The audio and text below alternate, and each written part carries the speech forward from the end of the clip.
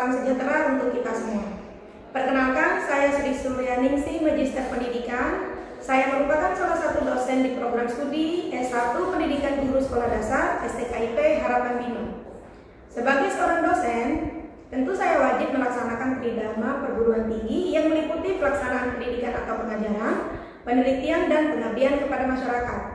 Pada kesempatan yang berbahagia ini, saya akan menjelaskan salah satu mata kuliah yang saya ampu selama menjadi dosen di STKIP Harapan Bina. Salah satu mata kuliah yang saya ampu yaitu Strategi Belajar Mengajar SD. Mata kuliah ini saya ampu di program studi Pendidikan Guru Sekolah Dasar pada semester 4 dengan bobot 2 SKS yang merupakan salah satu mata kuliah dasar umum di program studi Pendidikan Guru Sekolah Dasar. Mata kuliah ini memberikan pengetahuan, pemahaman, dan aplikasi tentang konsep dasar strategi belajar mengajar di SD, baik berupa pendekatan, model pembelajaran, metode pembelajaran, serta bagaimana cara penyusunan RPP atau modul ajar berdasarkan dengan kurikulum yang berlaku dan pengimplementasiannya di sekolah dasar.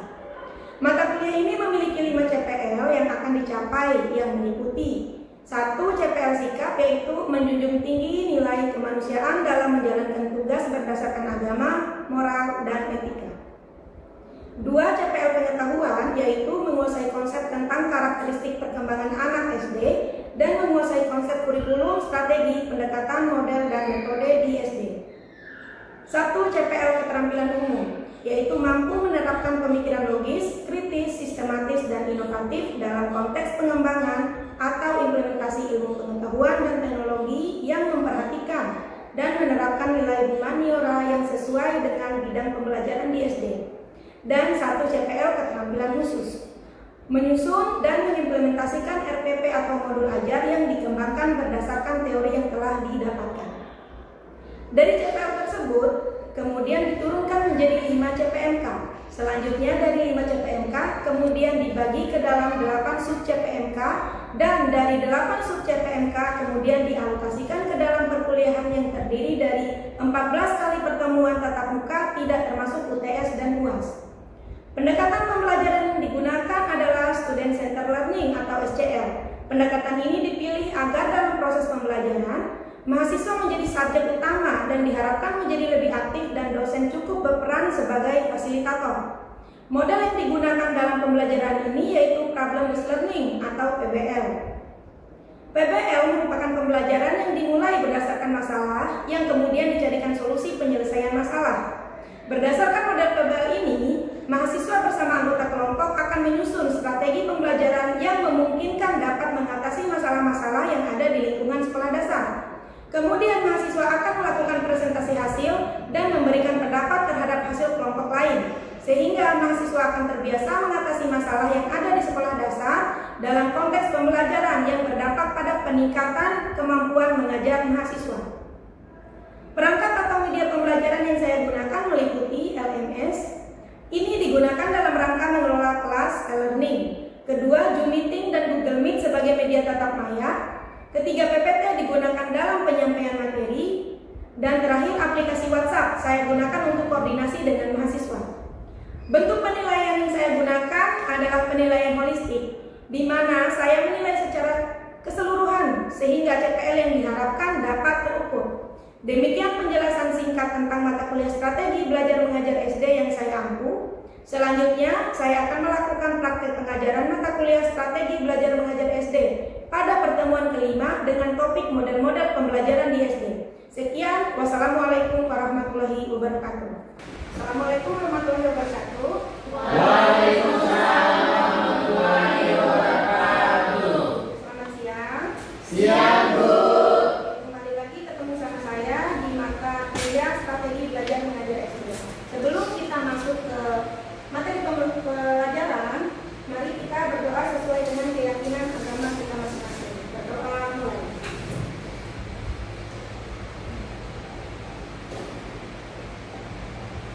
Berdoa selesai.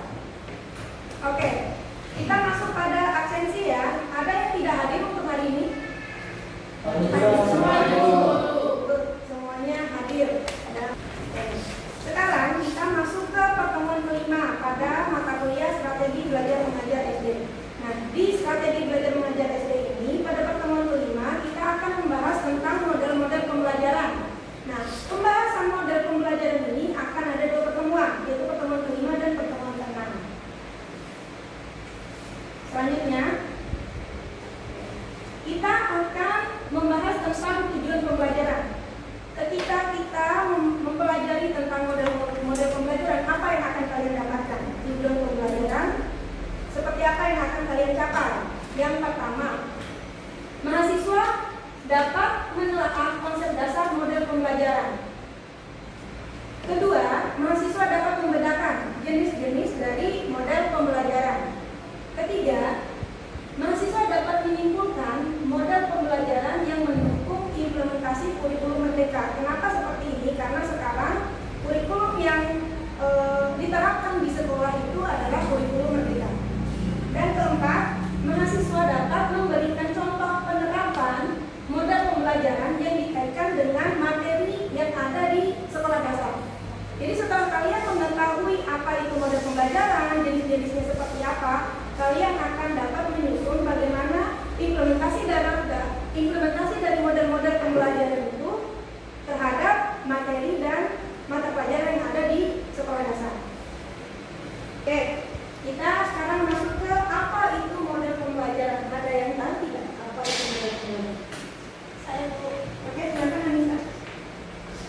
Baik, model pembelajaran adalah suatu kerangka atau pendekatan yang digunakan oleh guru untuk merancang dan melaksanakan proses pembelajaran.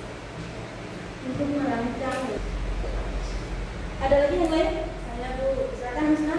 Model pembelajaran adalah cara atau strategi yang digunakan guru dalam mengajar agar siswa bisa belajar lebih mudah dan Terima kasih. Ada lagi yang lain? Saya Bu. Oke, silakan.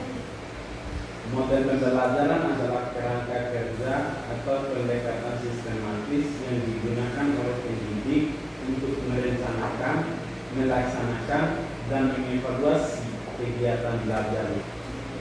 Oke, terima kasih. Dari ketiga pendapat temannya, mari kita lihat apa itu model pembelajaran. Nah, model pembelajaran merupakan kerangka konseptual yang menggambarkan prosedur sistematis dalam mengorganisasi pengalaman belajar. Sudah? Bisa paham? Terima kasih. Oke, kita lanjut. Setelah kalian memahami modelnya, ternyata model pembelajaran itu punya beberapa jenis. Ada yang tahu tidak apa saja jenis dari model pembelajaran? ada tuh Oke, silakan Mas. PBL, PBL biasanya apa? problem bahasa planning, Problem bahasa Inggris. Oke. Hebat ya? Saya Bu, pakai ikat. PBL atau proses belajar. PBL Project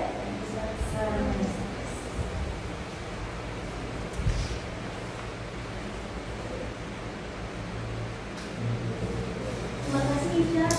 Selanjutnya Anissa. Operatif learning. Terima kasih Anissa. Oke, Putri silakan. Model discovery learning. Model discovery learning. Ada yang tahu lagi? ada tuh Ainun.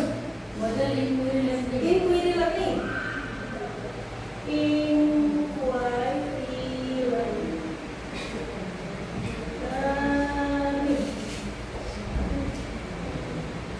Ada lagi? Sri, silakan. Teknologi bahasa learning. Teknologi dan ekonomi. TBL ya. Terima kasih. Good. Nah, sekarang kita akan mengetahui model-model. Kita akan coba mempelajari model-model pembelajaran apa saja yang mendukung dengan implementasi kurikulum merdeka. Nah, itu modelnya. Model yang kalian sebut ada semua tidak dalam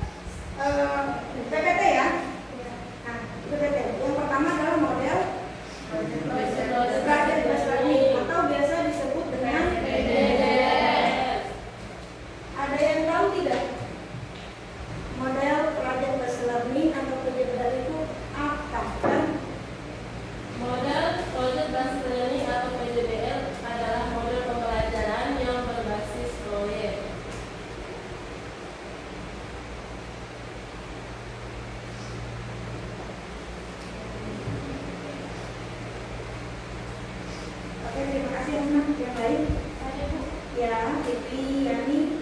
Proyek Based Learning adalah model pembelajaran yang mendorong siswa untuk belajar melalui proyek nyata yang berkembang. Oke. Terima kasih, ada lagi. Sekarang, silakan kembali ke PPT. Saya akan mencoba memberikan contoh implementasi dari model PJBL pada mata pelajaran IPA siswa kelas 5 SD. Nah, di mana di sini tahapan implementasi dari model PJBL itu ada 6. Pertama penentuan pertanyaan mendasar. Kemudian menyusun perencanaan proyek, menyusun jadwal proyek, memantau siswa dan kemajuan proyek, penilaian hasil, sampai ke 6 evaluasi pengalaman. Nah, di mana pada 6 tahap ini apa dan bagaimana seharusnya guru melakukan perannya? Mari kita lihat. Yaitu menyusun perencanaan proyek. Ingat, pada saat penyusunan perencanaan proyek, siswa kalian yang akan menyusunnya. Jadi proyek apa yang akan siswa kamu kerjakan untuk menyelesaikan permasalahan pada gambar yang tadi? Kan tadi kita sudah memberikan pertanyaan mendasar untuk menggiring siswa kita pada penyelesaian masalah. Nah, kemudian proyek apa yang bisa disusun oleh siswa kalian untuk menyelesaikan permasalahan tadi? Proyek apa yang bisa dibuat untuk menghimbau warga dan masyarakat sekitar agar melakukan negosiasi? Yang ketiga, masuk pada tahap menyusun jadwal. Ingat, yang menyusun jadwal adalah siswa kamu, bukan kamu. Penilaian hasil. Di penilaian hasil, produk yang sudah dihasilkan itu bisa ditampilkan. Jadi itu siswa kamu akan mempresentasikan sesuai dengan produk apa yang mereka susun pada setiap kelompoknya. Yang terakhir, evaluasi pengalaman. Apa yang dilakukan di evaluasi pengalaman? Kalian bisa memberikan soal-soal yang berkaitan dengan materi yang sudah disampaikan. Di sini ada yang dipertanyakan? Ada tidak? Paham? Paham ya? Good. Sekarang saya akan membagi kalian ke dalam 4 kelompok. Oke. Ini kelompok 1, kelompok 2, 3 orang. Silakan.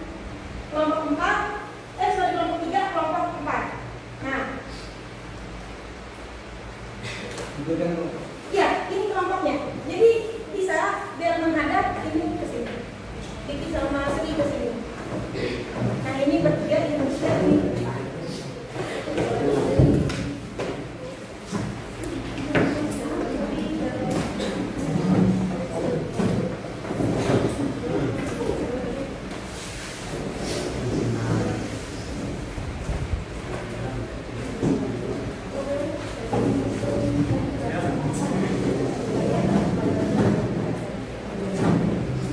Oke, sudah ya?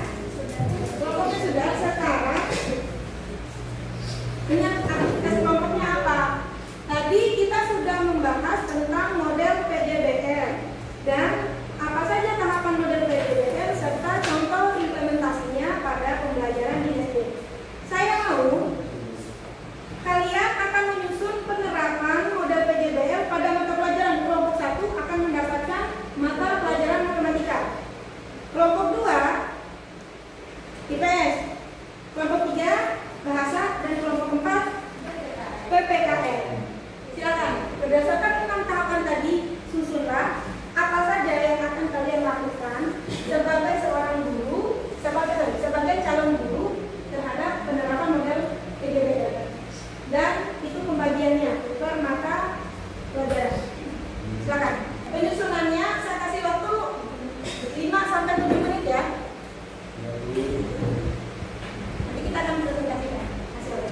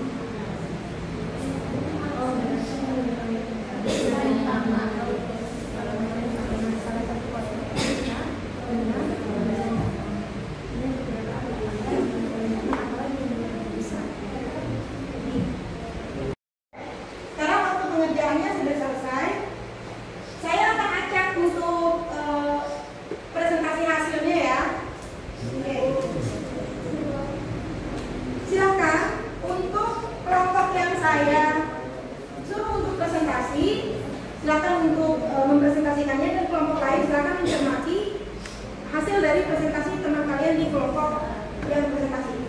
Kelompok 2 berarti mata pelajaran IPS. Oke, silakan dipresentasikan kelompok 2. Oke, silakan untuk kelompok 2 untuk mempresentasikan hasilnya. Kelompok 2 di mata pelajaran IPS ya, silakan.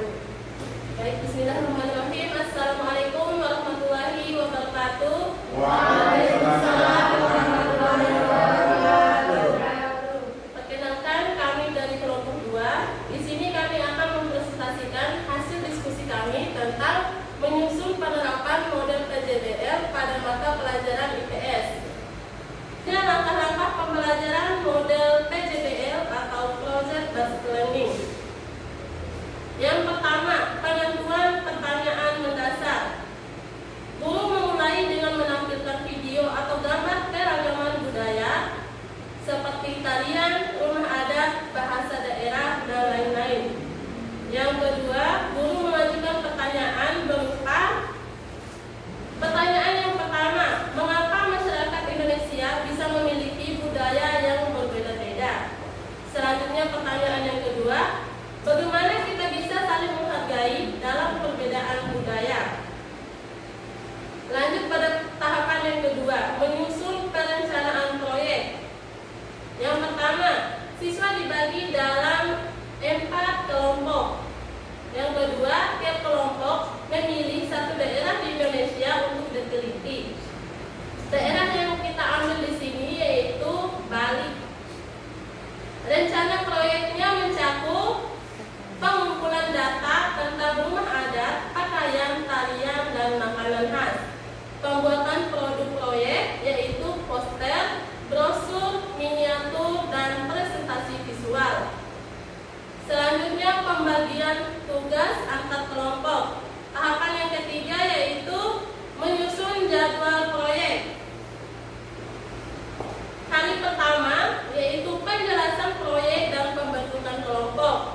kedua, riset atau pengumpulan informasi dan desain produk. Hari ketiga, produksi proyek dan latihan presentasi. Hari keempat, presentasi dan pameran mini. Selanjutnya tahapan yang keempat, memantau siswa dan kemajuan proyek. Yang pertama, guru berkeliling memantau proses kerja kelompok. Yang kedua, memberi masukan terkait isi, desain, dan kerjasama kelompok. Yang ketiga, guru mencatat keaktifan, tanggung jawab, dan sikap toleransi selama proses proyek berlangsung. Selanjutnya tahapan yang kelima, penilaian hasil proyek. Poin pertama, penilaian ini dilakukan saat presentasi dan pameran mini. Poin kedua, kriteria penilaiannya yaitu yang pertama, kualitas isi atau kesesuaian informasi tentang budaya daerah. Yang kedua, kreativitas produk proyek. Yang ketiga, kerjasama dan pembagian tugas kelompok. Yang keempat, kemampuan komunikasi saat presentasi. Tahapan yang terakhir yaitu evaluasi pengalaman. Guru memfasilitasi refleksi bersama. Pertanyaannya yang pertama yaitu, apa hal baru yang kamu pelajari dari kelompok lain? Yang kedua, apa yang kamu rasakan saat bekerja dalam kelompok? Pertanyaan yang ketiga, apa manfaat dari mengenal budaya daerah lain? Selanjutnya, siswa disuruh untuk mengisi lembar refleksi pribadi. Oke, itu hasil dari kelompok 2 pada mata pelajaran IPS. Ada kesalahan atau bisa tidak dipahami terkait dengan implementasi dari ke-6 tahapan model PJBL pada pembelajaran IPS tadi. Jadi proyeknya tadi apa? Poster, brosur, miniatur, dan presentasi siswa. Oke, ada poster, miniatur, brosur, dan lain sebagainya. Nah, nanti setiap kelompoknya kan beda-beda. Dia mau menyusun proyek apa. Oke, selanjutnya kita masuk pada kelompok 3. Kelompok 3 tentang mata pelajaran bahasa Indonesia. Perkenalkan kami kelompok 3 yang beranggota saya sendiri bernama Sri Astuti dan sebelah kanan saya bernama Icanada Putri dan Nur Rafina.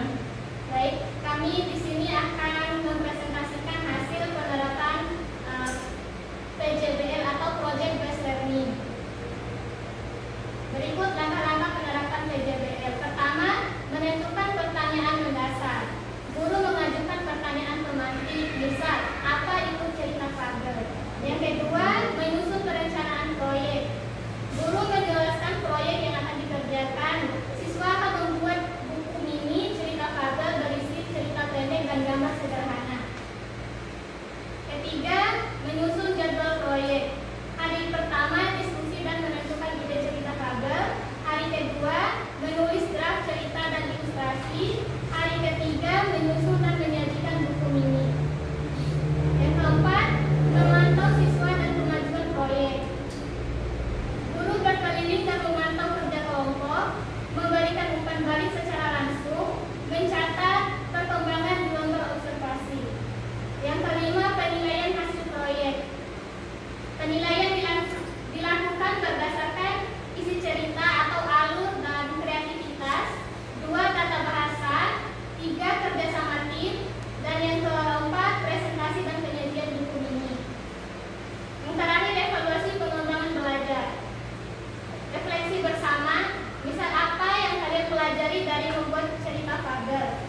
Kemudian yang kedua, siswa menuliskan pengalaman mereka dalam 2-3 kalimat. Guru memberikan umpan balik dan motivasi.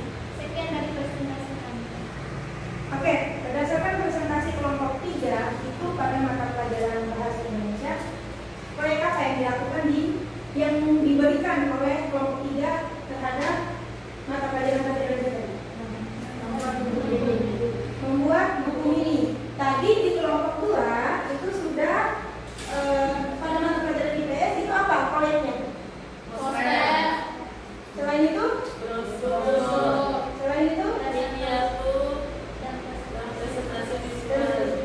Dan presentasi Visual. Oke. Ada berapa tahapan tadi? Ada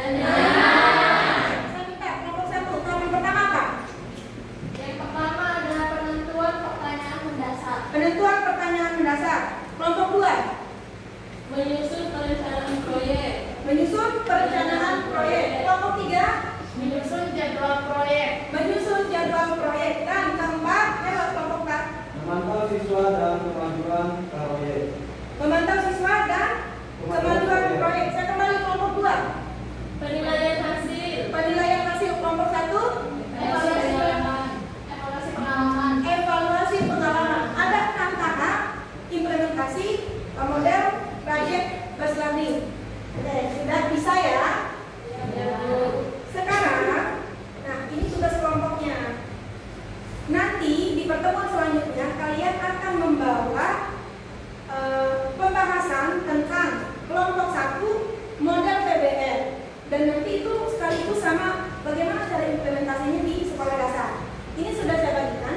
Kelompok 1 akan membahas tentang PBL, kelompok 2 tentang discovery learning, kelompok 3 tentang cooperative learning, dan kelompok 4 tentang inquiry learning. Nah, nanti di pertemuan selanjutnya kalian akan mempresentasikan hasil dari pekerjaan kelompok kalian masing-masing.